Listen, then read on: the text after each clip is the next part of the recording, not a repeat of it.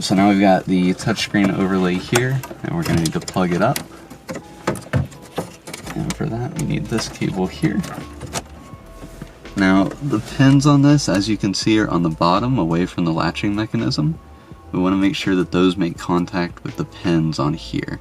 So this side has the pins, and then this side does not. So we need to flip this way. And it can be a little bit of a pain to get in there perfectly. You'll feel it kind of seat into place, and once you've done that, then you lock that down.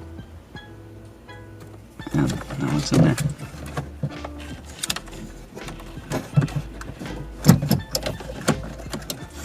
One thing to note with that wire that we just hooked up, it's down here. It might be hard to see on the camera, but it's running in front of this air vent right here. You want to make sure to just push it over so it's around the air vent and not in front of it. Otherwise the air vent, is going to be blocked by that. It's going to be hard to get back in. Start with this cable here. We mentioned the touchscreen earlier. You're going to have a cable coming from the touchscreen that's going to be a 4-pin like this.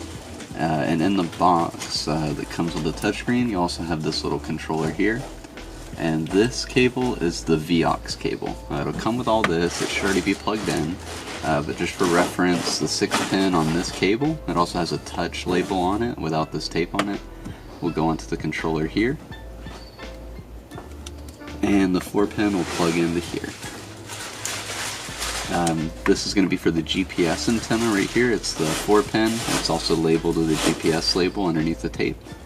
And these are your 2 video inputs and an auxiliary 3.5mm input.